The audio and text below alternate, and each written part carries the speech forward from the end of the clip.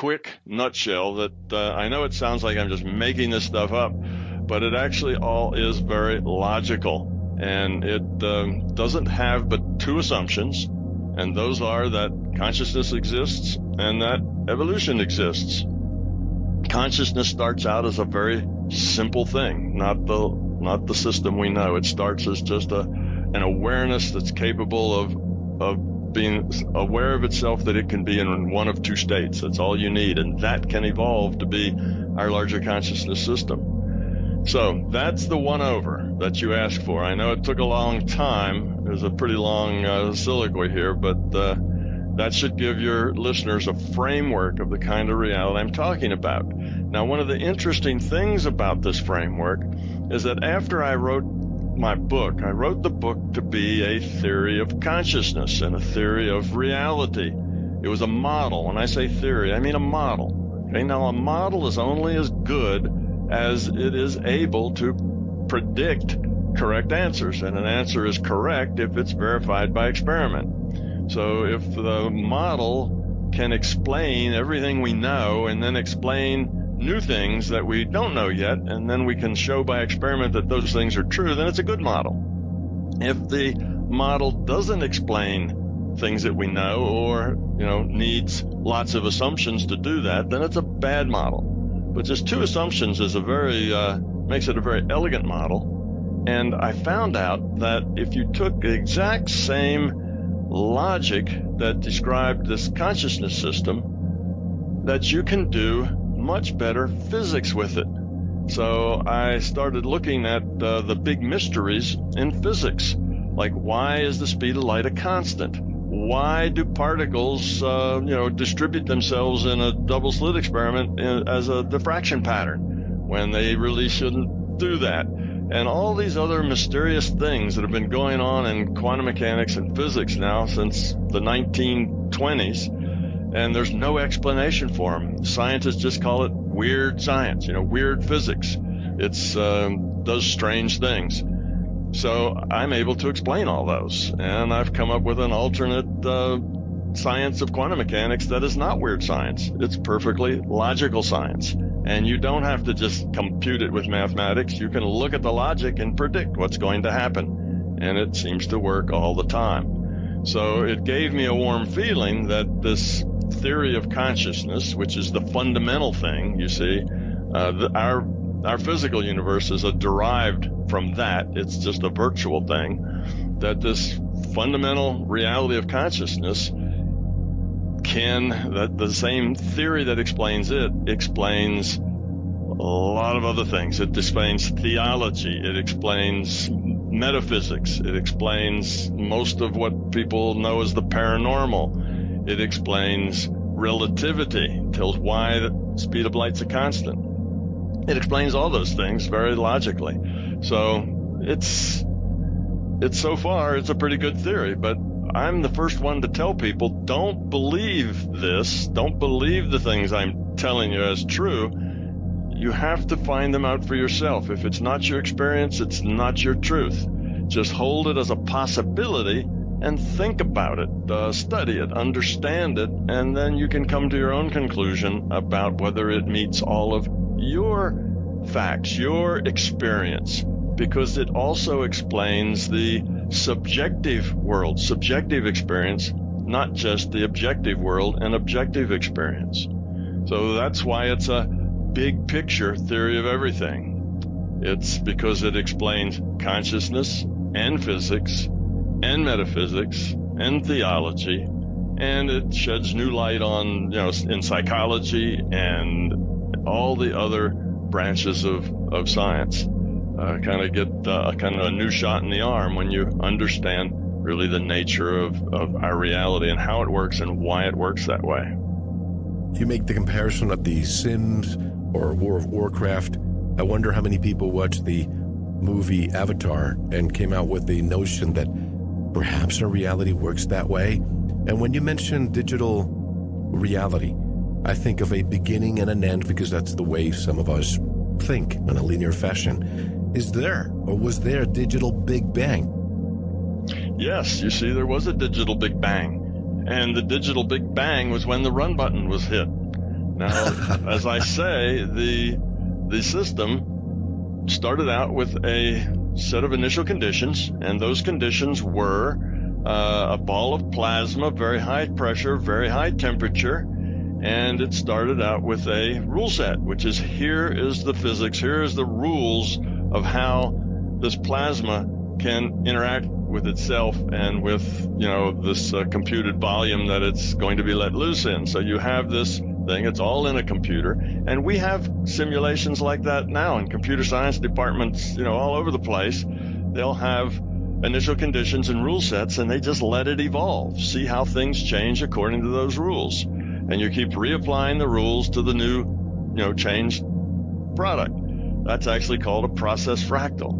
And you probably haven't heard that word before. It's one of my own terms that I made up. It's a kind of a new branch of math that you need to understand how this works. But that's exactly what happens. So yeah, the Big Bang was when the run button was hit, and the thing started to compute the results of the rule set constraining the plasma.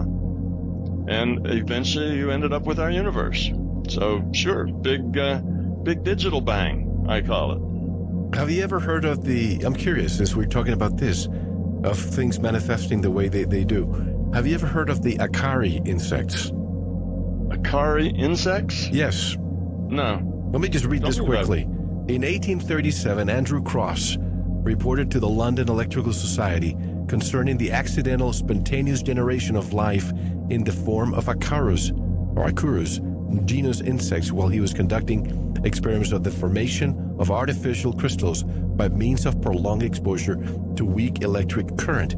Throughout numerous strict experiments under a wide variety of conditions utterly inimical to life as we know it, the insects continued to manifest. The great Michael Faraday also reported to the Royal Institute that he had replicated the experiments. Soon afterwards, all notice of this phenomenon ceased to be reported, and the matter has not been resolved since then. I always wonder if people like you, scientists like you, could in the 21st century replicate this a third time to see where these insects are coming from. Well, I would say that it probably would not be able to be replicated the third time. But that does not mean that it wasn't done the first time and replicated, the first time. Those things probably did happen. Remember, this is a virtual reality. In a virtual reality, almost anything is possible. For an example, I remember when my son was probably 9 or 10, and he was playing a thing called Age of Empires. It was a Microsoft game. Yep. And in that, you start as cavemen, and you work your way up to a more advanced society. And there's maybe 4 or 5 players. Each one has a group of cavemen that start out, and eventually one of them owns it all. So there's a little strife. They want to take each other's stuff and so on. So that's what makes young boys want to play it. It's a strategy game. And he found a cheat code. And with this cheat code, he could manifest a Mercedes-Benz with a nuclear rocket launcher in the back. And he could aim it at any of his competitors, push a button on his dashboard, and that competitor would go up in a nuclear explosion. And that was a cheat code. So anybody who knew that cheat code could manifest this Mercedes with a nuclear weapons launcher in the back. And it could do that anytime in the game that they wanted to. That's just an example of the strange things that can happen in a digital simulation. It's a digital simulation. Anything can be possible. Well, pretty much anything is possible. Now, this system wants us to grow up, wants us to see a bigger picture. In particular, everyone is excited about something slightly different. Some people may overlap and share exciting notions, but each excitement expression is unique, because that is the unique indication that your reality gives you, that from what's available, this option is most me. That is what excitement is. The vibration, the compass, the barometer that tells you this is me. Now, if this is me and you can act upon it with integrity, do so. If this particular option is most exciting, but perhaps in the situation, doing that at this time would obviously not be within your integrity. Push that aside. Do not fixate or obsess upon that. The criteria is excitement, but it is excitement with integrity. Now, again, if you cannot act upon a particular option with integrity, push that aside, perhaps in the same space as your clear intention. But move it out of the way, because if you cannot act upon it with integrity, it is not an option for you. And when you push it aside, rather than keep it there, you move it out of your way and allow yourself to see what may be just right behind it. Again, another unique option, a unique advantage in a given moment. So, if you can act upon it with integrity, do so. If not, push it aside. See what's still right in front of your face. Choose the thing that excites you the most from what is available and act upon that with integrity, if again that is an option.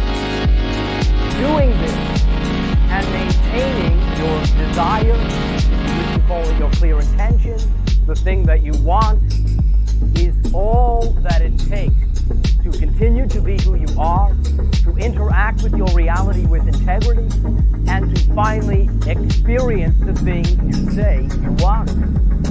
But when you are in a moment where the thing that you want is an option, because you have gone through many of these other experiences, you are now more equipped to explore that exciting thing most fully.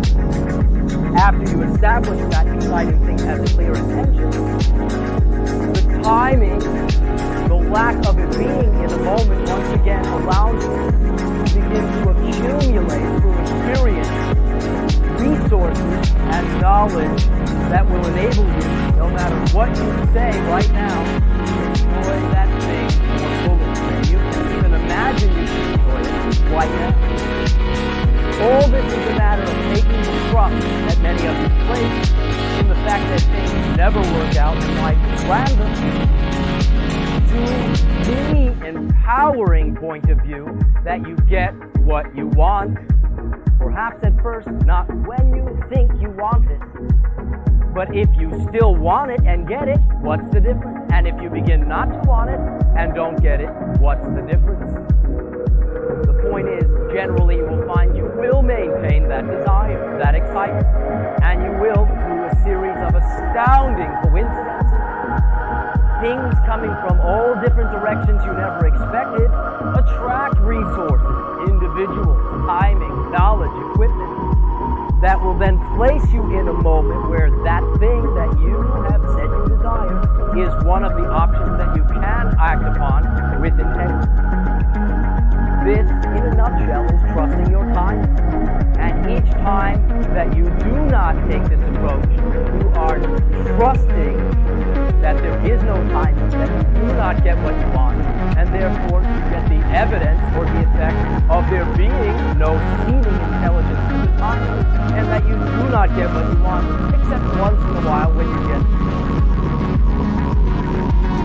But understand, you can experience what I am saying, and obviously, seeing what's right in front of your face, concentrating your attention in what's right there, choosing with your excitement the most exciting, acting upon it with integrity, is no big deal. It's simple, fun, it is effortless. Acting upon the things that excite you with integrity takes no effort. It produces no struggle. Therefore, if it is available, now's the time. As you say, go for it. If it is not, you still get what you want. Allow that to roll around your mentality. Allow this approach to be sampled by you if you so desire. Obviously, the way that you create your own reality right now is flawless, for your reality is ongoing, you experience it. However, perhaps the idea of consciously creating your life, of creating according to preference, may just appeal to you. I don't know. Maybe it will. But what we have found in our society, what we have found from our experience, is that we will settle for nothing less. And the mechanism is flawless. When you follow your excitement with integrity in the moment, what's available right here, right now, you begin to create new effects. As you act upon something that excites you, there is a result. That result puts a new thing into the option that wouldn't have been there before. And so something that excites you in this moment, though it may seem to have nothing to do with the most exciting thing, is by definition a stepping stone that literally creates the next stone, and so on and so forth. Everything is related, one integrated whole. This is you. This is your reality. This is one option of how you can live your life.